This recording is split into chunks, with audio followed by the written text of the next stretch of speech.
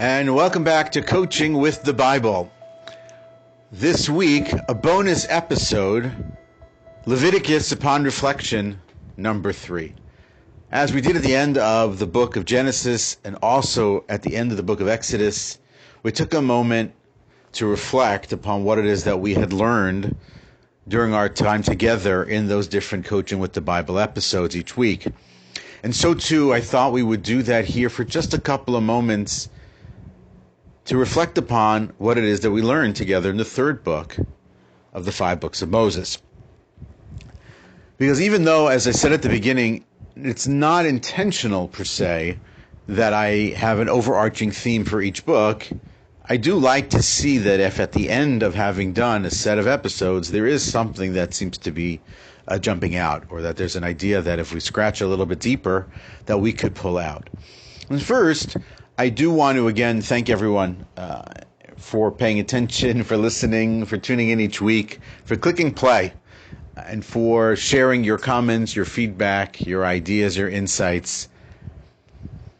Because it's not a given that that's the case. I know that. There's so many things to listen to, and there's so many people to listen to, and there's so much good stuff out there that I like to listen to that I'm sure you like to listen to as well. And so I do want to take that moment and pause and appreciate you and share a little bit of gratitude and appreciation for you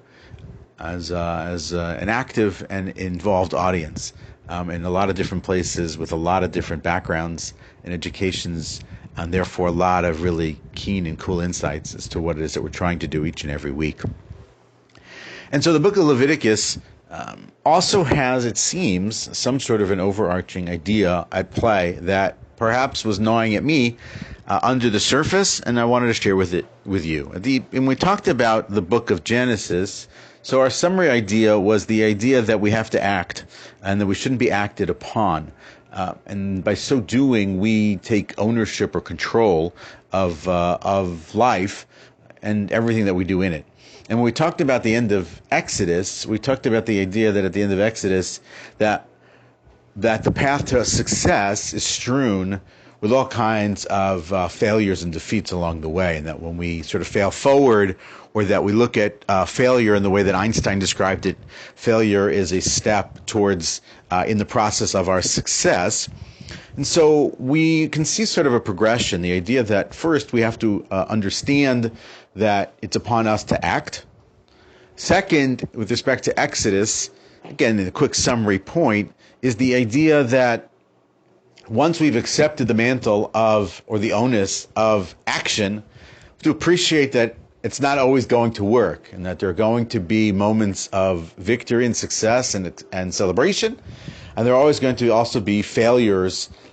and disappointments along the way as well, and that if we continue to move and continue to go, that we'll come out of the other side of that cauldron, right,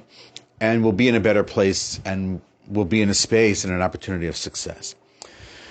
And so those seem to be sort of layered one onto the next, again, albeit unintentional, which was ironic because the beginning of our conversations in Leviticus and Vayikra were about intentionality. And in the course of our time together in the book of Leviticus, we covered, just a quick summary, intentionality, preparation, owning our mistakes, office gossip, sanctity and holiness, vulnerability, and consequences. 7 episodes in 10 sections of Bible that I read. A couple of them are doubled up. And so it seems to me that in discussing those 7 topics, intentionality, preparation, owning our mistakes, office gossip, sanctity and holiness, vulnerability and consequences, that there's another layer here. And the third layer upon which we're now looking at is the idea that to be able to build towards success, there are foundational and fundamental principles that we need to lay bare and work on before we really get to where we want to be, and before we're able to really do the things that we want to do. And instead of simply just giving a hat tip to those ideas and sort of acknowledging their presence, The real separation between the person who gets there at the end is the person who really goes deep here on these ideas. So being intentional about things as opposed to not being intentional, sort of, having some sort of frivolous attitude about our actions and not paying attention to them, or the idea that, yes, preparation is important, but I'm not going to prepare, I'm just going to just go and do. There's a clear differentiator there between the person who then ultimately succeeds and who doesn't. And then as you go through each and every one of them, even the concept of office gossip, which we'll all acknowledge is not a great motivator or trust builder in an office, but we could sort of wave it off as if it's not such a big deal.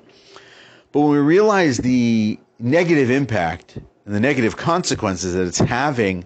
on our teams and on our morale and on our ethics and value systems, and we begin to operate on improving in that space, and we begin to go deeper on that foundational principle of building that trust there, then we're separating success from failure. And so what it seems to be the case that Leviticus is bringing out, and it's interesting that it is, as a book, described as the book of priests, the idea of, on some level, people viewing it because so much of what is discussed is related to the priests and the priestly work in the tabernacle in the desert by the Kohanim. The reality of it is that the book is also really a book of priests for all people, and that it really goes deeper on the idea and the manner in which we behave and in which we act and how we become better humans. And by becoming more human, we become more godly. But let's leave that part out of it for a second. We become more human and we go deeper in on what makes us human beings, what makes us people, what differentiates us, what separates us from every other living being on earth. And so what's going on here, after we've talked about acting in the first part in Genesis, we've talked about in Exodus the idea of failure and success, we're now talking about the key fundamental principles that help us get to where we want to be. And so Leviticus is very much about going deeper on who we are as human beings, going deeper on what makes us and separates us, going deeper on these really core, basic, fundamental principles that make us, to use the term from Stephen Covey, highly effective people. Although I think it's more than being just simply highly effective. And so what we have now, what sets us up for book number 4, which will be interesting to see, is perhaps how does book number 4, Numbers, and then Deuteronomy, build upon the first 3 books. So in summary, what we have here is a progression.